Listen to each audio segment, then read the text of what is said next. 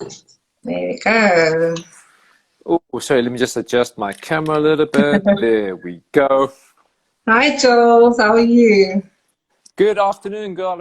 Thank you so much for this opportunity. And I see we have some people join. So I just want to say hello to everybody. Thank you so much. Hi.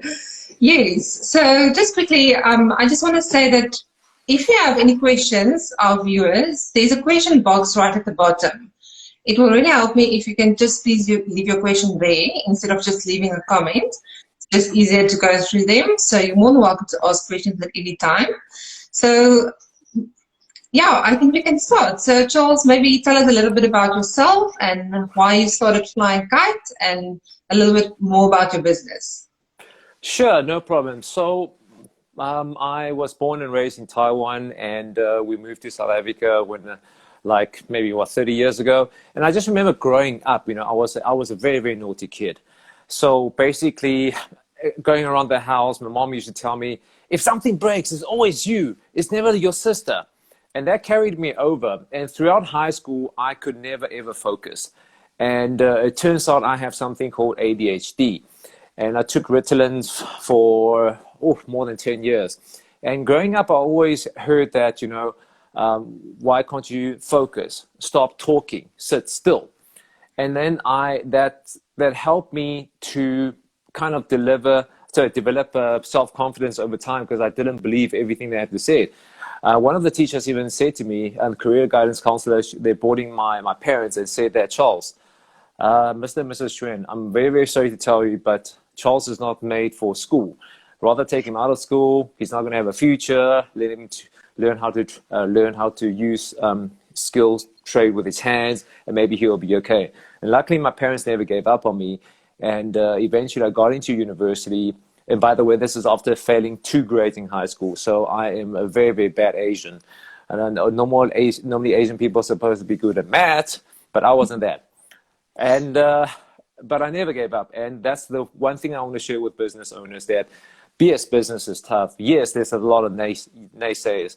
Yes, that people might say to you, go get a job. But if you believe what you're doing has an impact, don't give up. You might be so close. And if you really believe that you created your business because you're there to solve a problem and to help somebody make their life better, then I urge you to keep on trying. Because when I was interviewing you, and that you also went through some ups and downs, and I'm not going to share any spoilers because your podcast is coming out in August, but it's also a great story, and everything is a learning experience. So fast forward, I learned that I was really, really good at sales. But before that, I spent 7 years in finance. I studied financial management, and I worked in the banking industry for like 7 years. And I hated my job, and I use the word hate. And I'm not making this story up. I remember there was one day I was driving to work, and when you work at a bank, you have to wear a shirt and tie. And I was so hurtful, and I literally say, please, can my car please break down so I don't need to go to work? That's how much I hated my job. And then eventually I stumbled, and then I got into sales, and I realized that I'm actually pretty good at it. And I learned a lot of selling skills over time. And the best training ground that I can say is when I used to work for this company called Entrepreneur Media, Entrepreneur Magazine. And they taught me a lot about selling. And that's when I realized how powerful storytelling is. Because I realized that what the publication is selling is South African stories about how people built their business. And that's what people got drawn into. And that's when it clicked for me. And I was there for about 4 years, and I won Best Sales Performer of the Year 4 years in a row. And to the point that I start training my teammates, because I start documenting the method as to how I did it.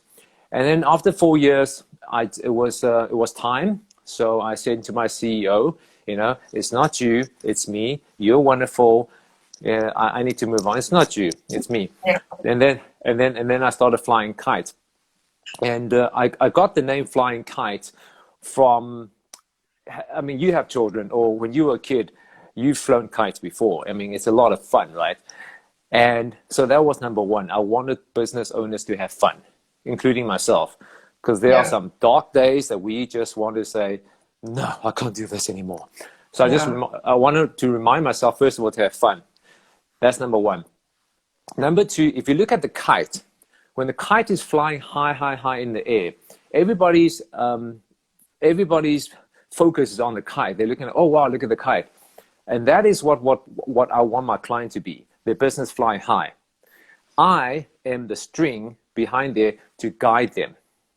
Okay. So I'm not there at all. So imagine that the kites or the clients are like the actors. They're the one that's getting all the accolades. They're the one delivering the lines. I'm just a script writer to help them deliver that line. Because they're the hero, I'm the guide, I'm the mentor. Hence the name Flying Kite. Yes. Okay.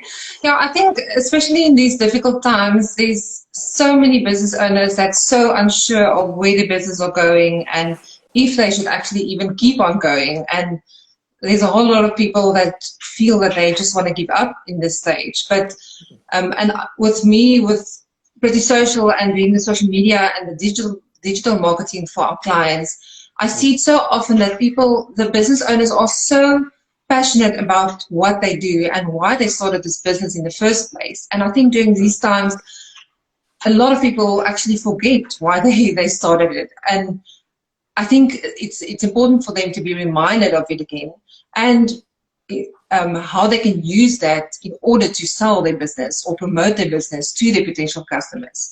So you're a storytelling coach. So how do you see businesses to use storytelling in order to promote their business? Okay, so let me just define storytelling and what that means. Because a lot of time people think, is it about the three little pigs? Is it like the Little Red Riding Hood? Yes, those are storytelling, but this is not what I'm talking about. So the best way I can explain it is, when you receive a phone call from telesales or LinkedIn message or email, and just by the way they talk to you, you don't want to talk to them because it's the same old, blah, blah. Well, I help you make sure that doesn't happen. And how I do it is I help you create your own unique sales story. So you are speaking to the people's pain and their challenges.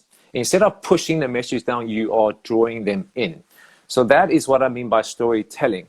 And why is it unique and how is it unique is because every single business owner have their own story. So when I work with clients, no two clients have the same sales story because they have different reasons to start the business. So that is what I mean by that.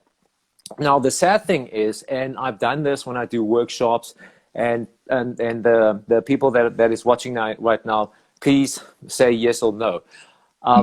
How many of you have gotten sales training or being a sales role before you started the business? Any of you? Anybody? I'll give people like 5 seconds to reply. Any of you, when you first started your business, went through some proper training course, sales course, and the answer 9 out of 10 is no. We've never been taught how to sell. Yet, when you start your business, you have to go sell. And that is why a lot of times I think people stumble because so for example, let's say if you are a baker, you are good at baking goods. But selling it is a completely different story. So on that note, one of the things that I see a lot is I call it like the first date syndrome. So what I mean by that is, I don't know if you ever been on a date or speaking to somebody and they just talk about themselves non-stop. Me, I. And guess what? You don't want to talk to them. Yeah. And unfortunately, a lot of times I see that on people's business communications and on their website. It's all about how great their team is. It's all about how amazing their product is. But there's one critical thing that's missing. What are you doing for me as a client? I call this thing called we all have the same frequency called WFM, which stands for what's in it for me. What's in it for me? And a lot of times it just doesn't happen. And I was thinking about this because I love coming up with acronyms. I'm pretty sure you have picked that up by now. So one of the things that I thought about is I see a lot of what I call the revenue losing mistakes that people are making. Yeah. And I call this acronym WHO. So since today, I'm not going to use any PowerPoint, so I brought my own visual aid, WHO, WHO. And the first, what W stands for what. So when you go onto the website, very, very quickly, you need to be able to explain to people, tell people, what is it that you are selling? What do you actually do? I'm sure you've been on websites and your browser is like, okay, what are they selling? Like, what is going on? They're like waxing lyrics, writing poems. Like, okay, what are you selling? So that's number one. What exactly do you do? The H stands for how can you help me? Meaning that, okay, now I know what you're selling. How are you helping to solve my pain? How does it make my life better? Yeah. And the third thing is, oh, okay, so I know what you're selling. I know how you're going to help me. Where do I buy one? Yes. How often do you go onto the site, especially, I mean, you're the e-commerce expert, you go onto the site and they hide the order button, or they don't tell you about how long does it take to deliver, or they don't tell you about the delivery cost. That's frustrating. Or so it's difficult to find the product that you're actually looking for. Exactly. So these are just some of the things I've seen over and over again. And I must say, I made that mistake. I made that mistake myself in the beginning. I remember having a meeting with a client, and then that client said to a colleague, like, I like Charles, but I don't know what his offering is. And that's when the penny dropped. I'm like, wait a minute, I need to rework everything. And ever since then, I've just really, really clarified. So if people go on, they'll see clearly, it will say that craft your unique business sales story. Yeah. That's where it is, instead of just writing fluffy, pretty things that don't have much meaning. Yeah, and I think one thing when we build online stores for our clients, that's the main thing that we actually add as a must-have for websites, is that you need to have that unique selling position, or like you said, your business slingshot. That needs to be right at the front of everything. So we normally add that just below your slider images, so that it's very clear, and a link to maybe to the about page where they can learn more. But tell me, how, if we look at that positioning statement, how do one get to that point, to sum it up in a short 1 to 2 sentence paragraph? Okay, so I will use this analogy first about the business slingshot, and that is something that I've been talking about for repeatedly, and one of the reasons is you need to tell people about it over and over and over again. So the business slingshot analogy is as such that the story of David versus Goliath. So David is the underdog, and Goliath, the giant, is like the great warrior. And a lot of times business owners see themselves like that. They are like little David, and then there are these big established corporations that are they can just outmuscle you. But if we look at the story, and I want to share the part that people don't know. And Goliath, he was dressed in heavy armor. He was ready for close quarter battle. That is where the corporates are, for example, the corporate companies are good at. They're ready for one-on-one. David fought Goliath from a distance, and he used a slingshot. Now that slingshot, unfortunately, what people don't know is that slingshot has the same damage power as a .45 pistol. Yeah. And the other thing that people don't know about Goliath is Goliath has something called giantism. And one of the side effects is he can't see. I mean, he's got worse eyesight than me. So when I say to people, think about it this way: if you, as the Goliath, as a big giant, can't see me, and I, David, I'm a sharpshooter with 5 bullets, who is the real underdog now? Yeah. And that totally flips the script. But what I want to tell people about business owner, the point about the slingshot is the slingshot that David used, he's been perfecting and mastering it over years. So I want to ask the business owner that what is something that you do exceptionally well? And how are you using that and communicating that? And that becomes your unique selling point. It's not your product, it's not your price, it's not your service. Because I've heard this a lot. You probably hear this too. What makes you special? Oh, we got the best product. Products, I mean, if you have a good product, you might have a competitive advantage for the first year. A copycat will come out. Yeah. Okay, so that's not that. Price, or have the best price? Really? Well, people can discount you. And then what? Then you discount more. Then what? Then you're out of business. Yeah. And the thirdly is we have great service. Okay, what is great service? Does it mean, Anina, I phone you on your birthday? Does it mean I post on your social media? What is that? You know, these are very, very abstract. That's why I believe that if you have when I work with clients, I get their story out. So we are able to communicate that. So let me give you an example. One of the clients that I work with, they are Norwegian-based. Do you have dogs? No, 2 cats. 2 cats. Okay, but cats, cat food. Okay, so they're selling dog food as an example. Now, a lot of dog foods out there, they are unfortunately made with fillers, like maize, corn, you know, all the things. And their target market is what they call dog parents. Dog parents don't mind spending money on their dogs, because all they want is a dog to be healthy. So, I mean, I take it that you're a cat parent. So you're not just going to buy your cats like stuff that is cheap. And the way they position it is so the pain point is your dog will have a healthier life, they will have shinier coat, and they will be less allergic. And how they do it is every single pebble, what goes into the food, is only the nutrients that's good for the dog, meaning there's no additive. Yeah. And that becomes their slingshot. They're talking to dog parents. And they communicate in such a way that, you know, we know that you want the best for your dog, and we know that you don't mind spending money, and we welcome you to read our label. Because I challenge you, and, you know, go read the label at the back of the cat food. There will be a lot of ingredients you don't know what that is. I got a shock. I got a shock when I started working with them. I'm like, what am I feeding my dog?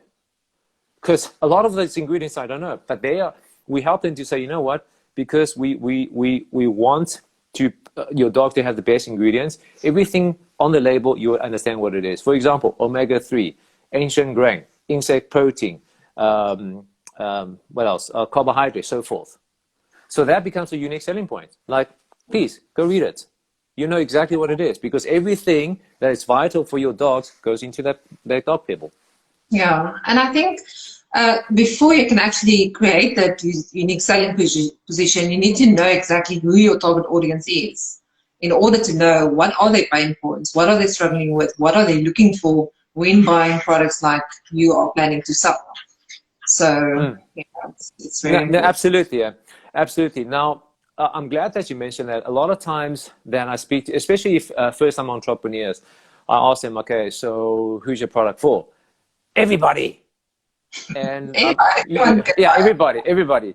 So I'll give them an example, like, so even toilet paper is not for everybody. Even toilet paper on its own have different target market. Double ply, single ply, the one with different print, or you know, you have to know your market. You have to know your market. And one of the good news is, when I work with clients, I teach them that, you know, focus on value, not on price, because it's perception. So let me give you an example. Let's say bottled water, well, stainless steel in this case. I mean, you bought bottled water before. How much is a bottle of water? Over around 12 to 15 12 rand. grand.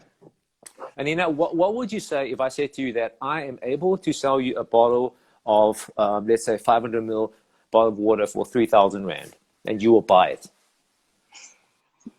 Yeah, exactly. Your expression says it all. So Anina and viewers out there, I want you to imagine this. Imagine Anina and I, we take you on a tour, and we take you to Sahara, and there's no water. And I wave this bottle, and you know where I'm going with this. I wave this bottle and say, do you want this? And you have 3,000 bucks, you will pay for it. Price doesn't become an issue because I'm solving a pain. Yes, exactly. Yeah, no, I totally agree. And what about when especially a lot of e-commerce business owners, or not even e-commerce service-based businesses, maybe they sell various different services or different products to a wide range of potential clients. How do one then get your slingshot or your unique selling position if you want to cater for different audiences? Okay, great question. So I'm going to use the dog food company again. So what we work with is part of my sales program. The first month is I call this niche down. So creating your avatar, your perfect client.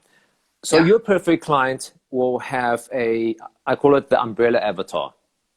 So in their case, it is dog parents that want the best for their dogs in terms of nutrition. So that's the parent avatar. So underneath, they have 3 different segments, sub-segment groups. We created 3 avatars. One of them is for the what we call the Jack and Jill the millennial. So these Jack and Jill, they are first-time dog parents. They don't have a lot of money, so they can't afford to make a mistake. But they also want the best. So that's avatar number 1. Avatar number 2 is somebody called Pia. Pia is a marketing director at a company, and she's got kids, and she wants to lead by example. So for her, money is not the issue. The avatar 3 is a lady called Uda. Uda is a dog breeder. But they also want the best, healthiest puppy. So you see that the umbrella avatar is the same, but the sub-avatar talks to different segments. Yes. So essentially, they can do essentially, that's how you can do it. The people that you attract, they will all have the same kind of problem. Yeah.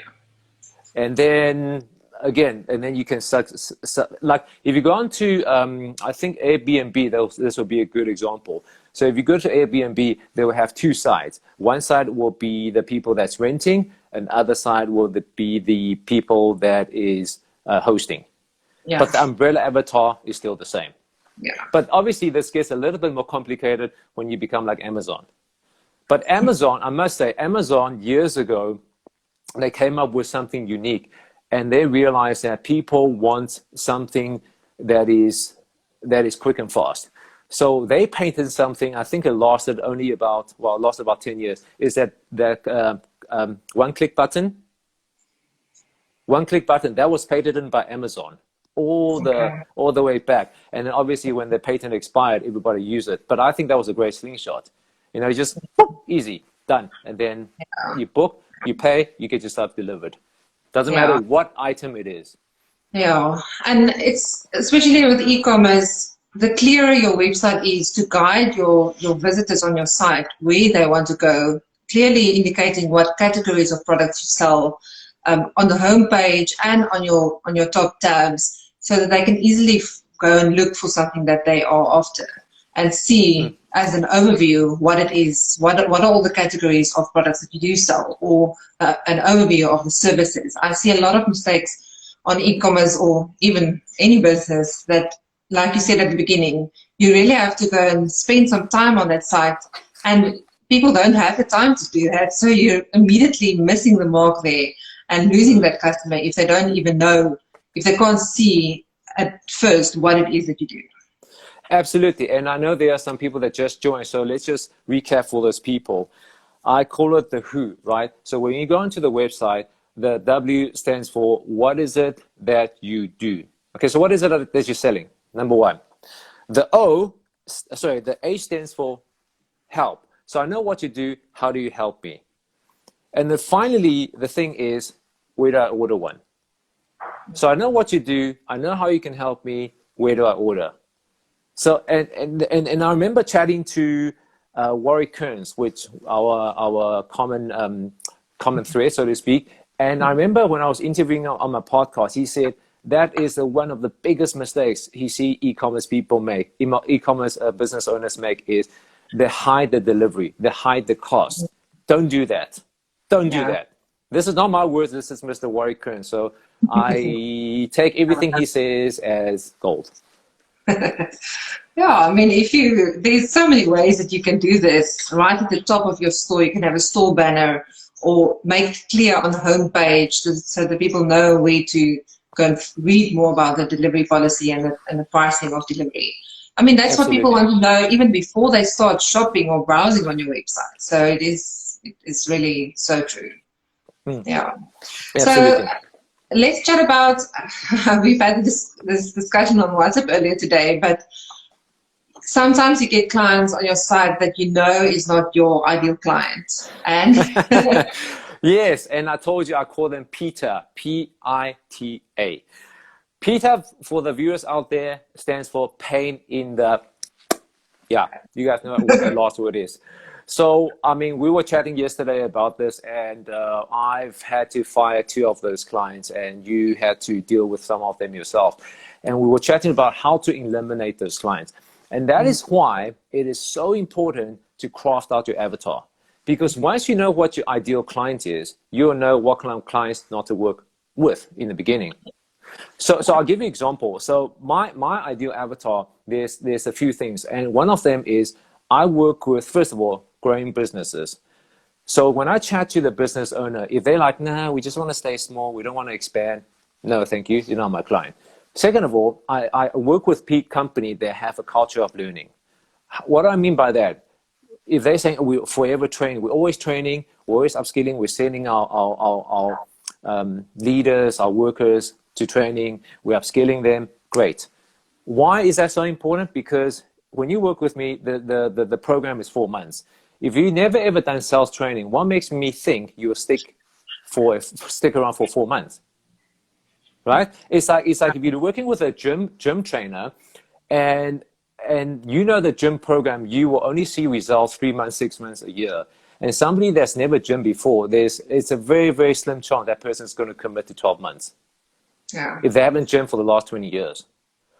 So Nina, that's just some of the way that I find that it's quite effective. That when I craft out my avatar, I look for some of the characteristics, and finally, one thing that's very, very important for myself, the avatar when I work with is, the ideal client is, I notice the type of companies I work well together is they have a vision bigger than themselves. And what I mean by that is they are trying to solve a problem that's not just about them. So the end goal is not just to make money. So the dog food people, they themselves went through their dog being sick and taken to vet after vet after vet, and they were suffering. And they know there are other people out there, and they want to help people solve that problem. If they say to me, Charles, you know what, whoa, we got this idea, we're going to make lots of money, I'll be like, nah. yeah.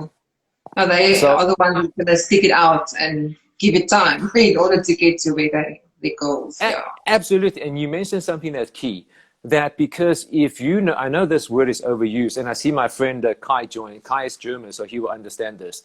The word passion in German is Leidenschaft. It means suffering ship. Okay? Passion in German means suffering ship, Leidenschaft. So you know this, and I know this. When you love what you do, that is what gets you through. That is like the light at the end of the tunnel. Because if you're only driven by money, when something big happens, you bounce because you have no skin in the game. Yeah, no, exactly. So when I'm chatting to clients, I'm trying to find out why they started their business. What are they planning to do? You know, are they planning to scale it so they can build systems so they can sell, or they just want to be a lifestyle entrepreneur to feed their family? But there's always something more. I can't work with companies that only just want to make money. I can't. Yeah, no, exactly. So hopefully that answered your question. I know that was a long-winded one, but hopefully that answered your question. Yeah. So tell us a little bit about your story, your program that you mentioned now, your 4-month program. How does that work? Right. Is it a one-on-one or in a group format? So it can either work one-on-one with group. So normally I work with teams that's less than 10. Okay. If it's a team that's more than 10, I split them up, because there's 2 parts. There's the training and the coaching. So training is when you explain the framework. It's like when you go to class. Coaching is when I spend one-on-one with a sales team. So I'll give you an example. I'm working with a digital marketing company now, and they have a sales team of 6. So I'll do the training session with them, but then I'll have one-on-one sessions with a team member, because from that, I can understand everybody progress differently, and everybody have different sticky points. And it's through those one-on-one that they actually have breakthroughs. And like seriously, that gives me a lot of pleasure when I see them have the aha moment. That you can see that their eyes literally just go, then they get it. So the first month is, like I said, what I call the niche down. That is when we craft out your avatar. The month 2 is when I help you build your unique sales story. And I have a framework, which I'll explain now, to help you build your story and look for certain elements. And the third month is when we set your sales goals. And the 4th month is we test it. We test it, we test it, we test it. So the people that ask me, okay, the framework, oopsie, there goes my visual aids. Give me a second. Let me just get it back. All right. So again, I don't like to use PowerPoint. So the S, story framework, S stands for simple. Meaning, what is the one thing you want me to remember when you're marketing? What is the one thing? So let's say we end this call. What do I want the viewers to remember? That you have to have a slingshot, and that slingshot is going to help you slay giants. Okay, simple message. T is for tangible, meaning concrete. Don't use abstract words. Paint me a picture. Paint me a picture of what it will look like. Okay, that's the T. The O stands for original. Surprise me. One of the favorite examples that I like to use is, you've seen CSI before, right? Every episode starts the same. Somebody's always dead. And at the end, it's always solved. But it's predictable. But one of the reasons, if you look at the series, the series on let's say Netflix that is trending, or one of the examples that we had over the years was Game of Thrones, is so unpredictable. The good guys is bad, the bad guys is good, and the good guy gets killed. It's like, what is going on? But you just want to watch more and more. So surprise me. Yeah. The R stands for reliable, meaning, how do I trust you? Case studies, testimonies, what are other people saying about us, reviews. And the Y stands for yearning for more, meaning emotion. Give me a reason to care. So when you add the acronym together, you get story. Every story will have a... Sorry, again? No. Every story will... If you look at any good story out there, it is simple to understand. Okay, so let me use another example. I know this might be showing my age, but I've watched this movie over and over again. Have you seen Bourne? The Bourne Identity? With Matt Damon. Yeah. Storyline is very, very simple. Jason Bourne, he wakes up, he doesn't know where he is, and he's on a mission to find out who he is. And in the process, people are trying to kill him. Simple. Imagine Jason Bourne, he wakes up, he doesn't know where he is. At the same time, he wants to find a girlfriend, start a business, become a personal trainer, and then maybe he will try. It's like, what is going on? That you know, it's keep it simple. Keep it simple. Yeah. So, what are some of the mistakes that you see on either websites or e-commerce stores that people make on their sites that you can actually see? So the mistakes is something that we've been chatting about, and I want to again, like, reiterate that if you go onto people's website, first of all, very, very quickly, because people don't read website, they browse. Within the first few seconds, people need to know what you do. Sure. The second thing is, can they see that what problems or what challenges that you are solving for them? Yeah. And number 3, if they want one, where can I get one? So now we spoke about it 3 times, but repetition is key. Repetition is key, because the first time you get it, the second time you grasp it, the third time you might understand it. Yeah. So here's a quick test for people out there. Show your website to somebody that's not in your industry, or one of your friends, your family, haven't seen your website, and ask them, what is it that I do? Yes. And if they can't answer exactly, you will very quickly be able to spot the gap. Yeah. Very, very quickly. Yeah. And like you said, what they see on the website, they must easily find it, but you must talk about it the whole time. And that is where your social media and your other forms of marketing, your email marketing and your digital marketing, they all must speak the same language, and that same message must be spoken about over and over again. And once they hear that on social, they must also see that on your website. I remember that I forgot which one of the psychologists that said that in order for people to remember the message, you need to repeat it at least 6 times. I mean, you have children. How many times must you repeat yourself to your children? More than 6 times, I think. Right? Like More than, exactly. You have to repeat over. And another example, Coca-Cola. They're massive. Coca-Cola is massive, but they don't stop advertising. Yeah. Do they? They don't. Because over and over and over, repetition. Yeah. But that being said, the message needs to be very, very simple. So let's play a quick game, and let's see if you can finish a sentence. Donald Trump says, "Make America rich, great again. Make America great again." Do you remember that slogan? Make America great again. Yeah. But normally, if I ask people to finish their sentence, they will immediately be able to say, "Make America great again." Easy to understand. And by the way, unfortunately, he wasn't the first one. Ronald Reagan used that in the 80s. But besides the point. But if I had to ask people, what did Hillary say? Nobody knows.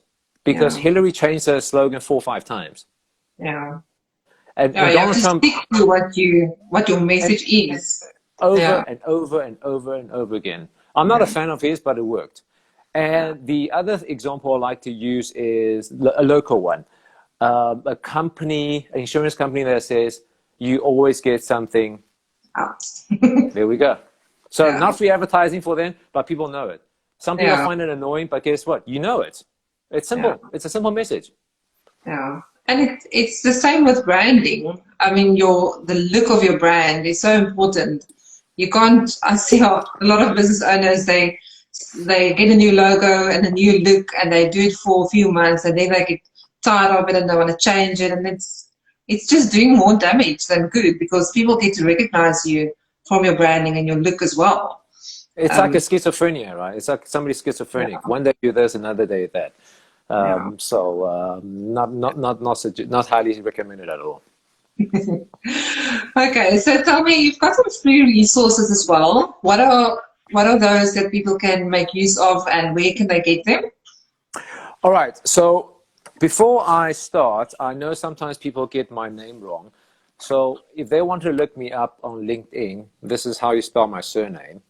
Because for some reason, people, if I say HS, people always say SH, no, HS. So I decided to make a card. Okay, so this is how you can look me up. So everything under LinkedIn, you can look me up there. One of the resources I have is YouTube. So if you go onto the YouTube channel, again, if you type in my name, things will come up. And so the YouTube channel, I post once a week. And I call it business stories that you can use. So these are some of the sales techniques. The other one is on my website, there's a book called Refuse to Be Boring, because boring doesn't sell, and that is free to download. And that's basically like a guide to storytelling for business owners and sales professionals. And the third one is Candid Conversation, is where I interview business owners where they share their stories. And Anina, you're one of them. And you'll be surprised that, like, I mean, I've interviewed about 50 business owners so far. Every single person have a different story. Yeah. They have a different story. They have a different reason for starting. That's what I'm saying. When you have your unique sales story, it is unique because nobody's got the same backstories as you. So if you enjoy reading, there's the book. If you like to listen, there's the podcast. If you like to watch, there's the YouTube. What else have I not covered? I think that's all. What else can I use? Is there anything out there? Read? Yeah, no, I think that's more than enough. No, I think that's all. That's all. Yeah. Yeah. Okay. So, and quickly just recap for us, where can they find you online, on Instagram and your website?